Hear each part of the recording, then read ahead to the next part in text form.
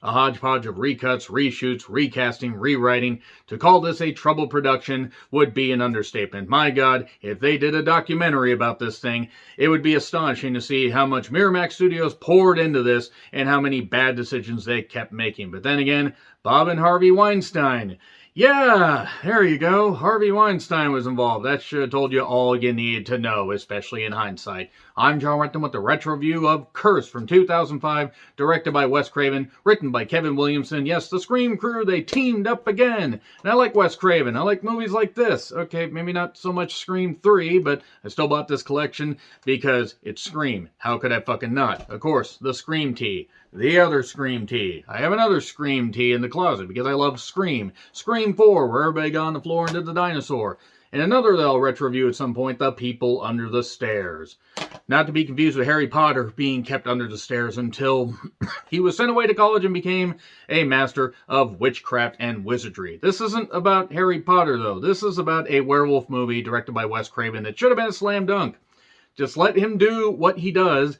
Make movies that have a bunch of in references. You know, Kevin Williamson, a pretty talented writer. He proved that even with a movie like I Know What You Did Last Summer. He can twist things around and come up with some good references and have a breezy pace to it. And my goodness, reading up on IMDb, the troubled production that this movie had, the amount of people that were in and out of the cast, the amount of cuts that were made, the amount of scenes that were just left on the cutting room floor.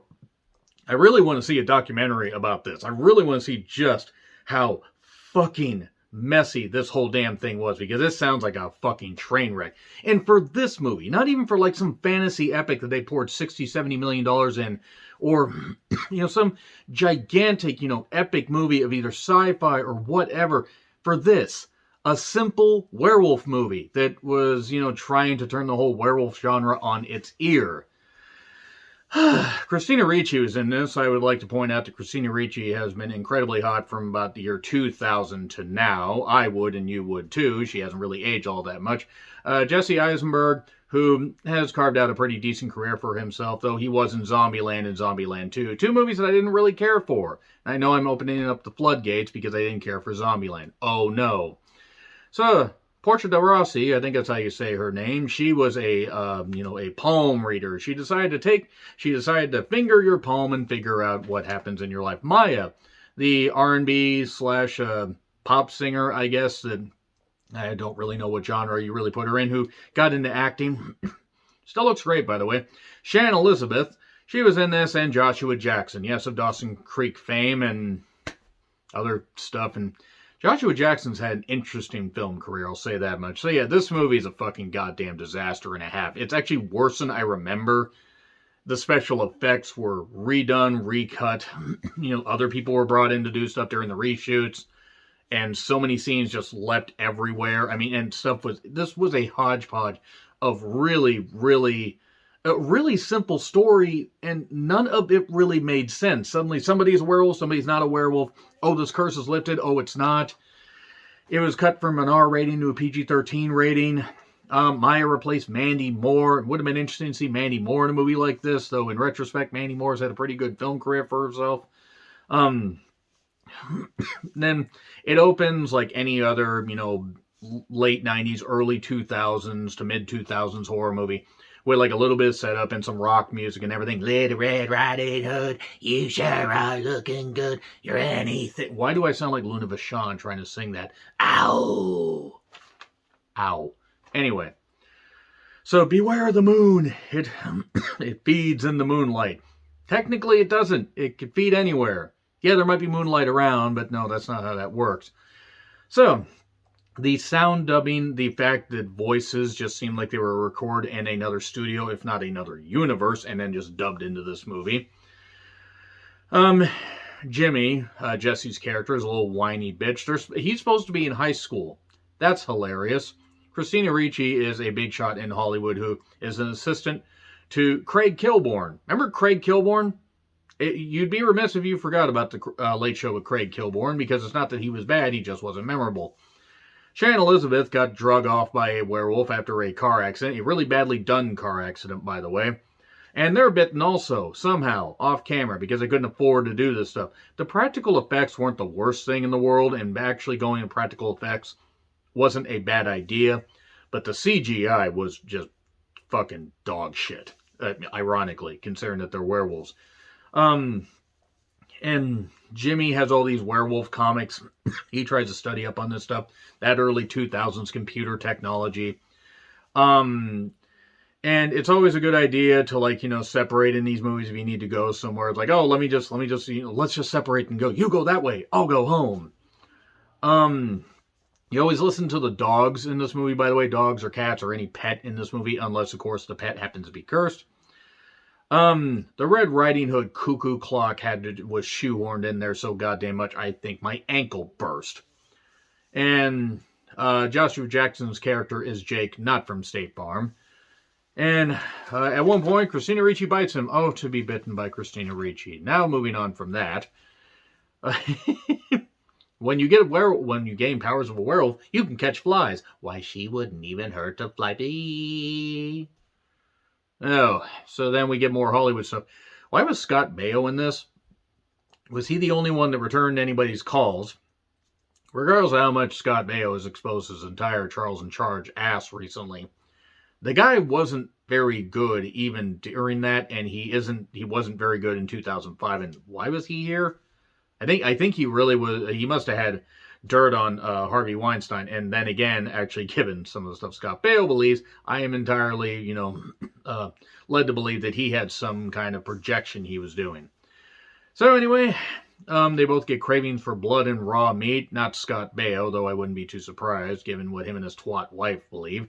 But Jimmy and Ellie, Christina Ricci's character. And a lot of gay jokes, and a lot of projection. And it turns out this guy, Bo, that's been in a whole bunch of, teen horror movies.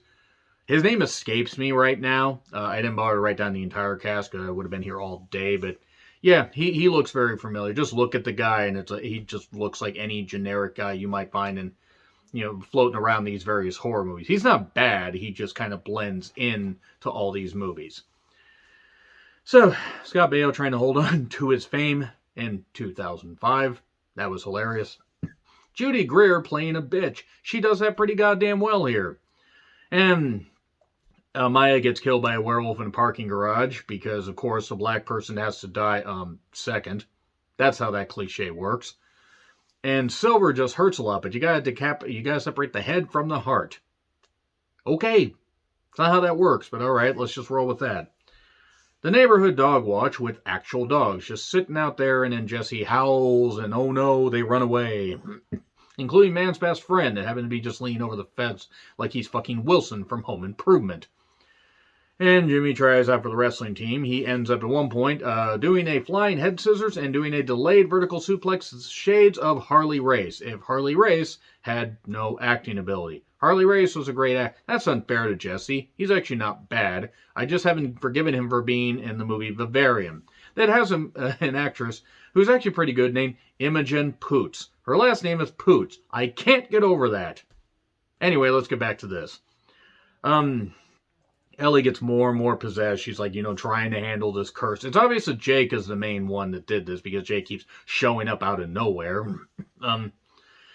And he eventually bashes through her car window and, tries to get at her. No, please, you need to listen to me. I love you. This is what happened. What the hell's going on? You can't do this to me. No, Ellie, you can't escape me. Scott Baio is also still here for no goddamn reason, which everybody's been saying for the last, 30 years of his career.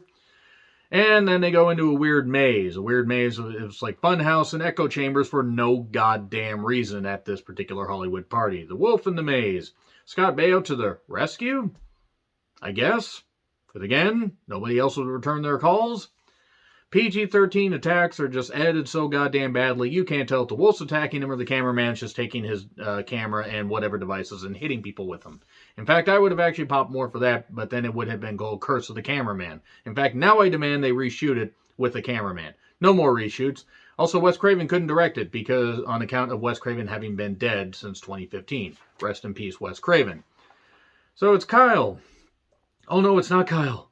It's actually, or maybe it is. Maybe they just, Michael Rosenbaum, by the way, was in this, with hair, before he went, Clark. Does anybody know who Michael Rosenbaum still is? That's not knocking a guy. Does anybody remember Smallville?